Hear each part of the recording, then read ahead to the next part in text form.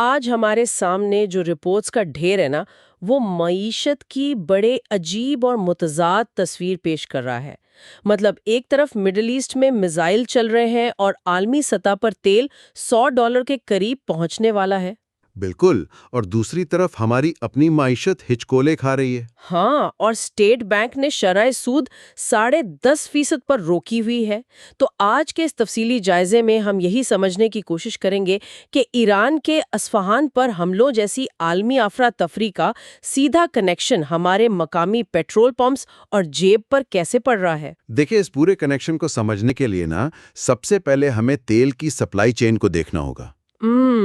صحیح۔ آبنائے ہرموز میں جو کشیدگی چل رہی ہے، اس نے سمندری جہازوں کی انشورنس کے بڑے مسائل کھڑے کر دیے ہیں۔ اسی لیے اسٹیٹ بینک نے 60 دن کے لیے CIF کی بنیاد پر تیل درآمد کرنے کی عارضی اجازت دی ہے۔ اچھا، ایک منٹ، یہ CIF کا تکنیکی چکر کیا ہے بھلا؟ میں ان رپورٹس میں یہ لفظ بار بار پڑھ رہی تھی، لیکن عام لوگوں پر اس کا کیا اثر ہوگا؟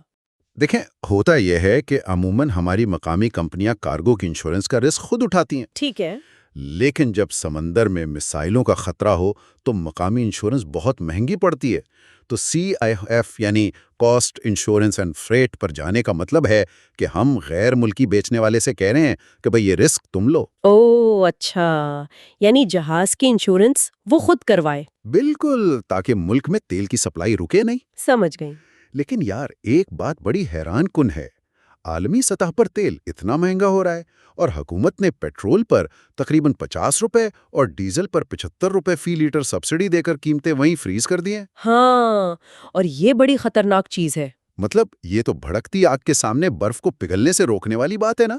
حکومت آخر کب تک یہ مالی بوجھ اٹھائے گی؟ سچی بات یہ ہے کہ وہ نہیں اٹھا سکتے، اور در حقیقت یہی سبسڈی والا بوجھ وہ اصل وجہ ہے جس کی وجہ سے IMF کے ساتھ $7 ارب کے پیکج کے مذاکرات ٹوٹ گئے ہیں۔ اچھا، تو یہ وجہ تھی معاہدہ نہ ہونے کی؟ جی بالکل، IMF سیدھا یہ کہہ رہا ہے کہ سپر ٹیکس ختم نہ کیا جائے اور ٹریڈرز پر نیا ٹیکس لگایا جائے۔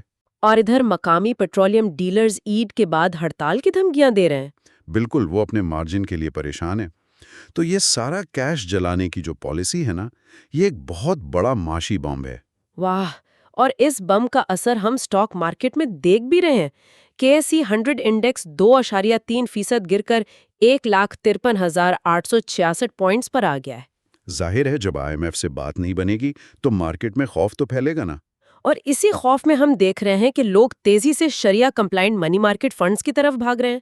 تو کیا یہ لوگ واقعی حلال منافع کی طرف جا رہے ہیں، یا بس مارکیٹ کے اس رولر کوسٹر سے اتر کر اپنی جان بچانا چاہ رہے ہیں؟ یہ خالصتاً معاشی دفاع ہے، مطلب اسے آپ جان بچانا ہی کہہ لیں۔ صحیح۔ جب مارکیٹ گر رہی ہو اور شرح سود 10.5% ہو تو لوگ اپنا پیسہ وہاں لگاتے ہیں جہاں رسک کم ہو۔ ہاں، اور اسی لیے SCCP نے بھی تو ریٹیل سرمایہ کاروں کے لیے سہولت اکاؤنٹ کی حد 10 لاکھ سے بڑھا کر 30 لاکھ کر دی ہے، اور نئی ریٹائرمنٹ پروڈکٹس بھی لائے ہیں۔ بالکل، اس حد کو بڑھانے کا مقصد ہی یہ ہے کہ چھوٹے سرمایہ کاروں کا اعتماد بحال رہے۔ اچھا۔ مطلب جب مارکیٹ میں پینک ہوتا ہے تو چھوٹا سرمایہ کار سب سے پہلے بھاگتا ہے، تو انہیں ایک لائف رافٹ یا محفوظ کشتی دی جا رہی ہے۔ چاہے سعودی عرب سے $708 ملین جیسی فنڈنگ آ بھی رہی ہے، لیکن مقامی سطح پر یہ حفاظتی اقدامات ناگزیر ہیں۔ یہ سب سن کر تو ایسا لگ رہا ہے جیسے ہم شدید قسم کے سروائیول موڈ میں ہیں۔ مطلب ہم درآمدی یوریا کی $750 قیمتوں اور IMF کے اہداف میں پھنسے ہوئے ہیں۔ لیکن رپورٹس میں ایک بڑی عجیب خبر بھی ہے۔ کون سی؟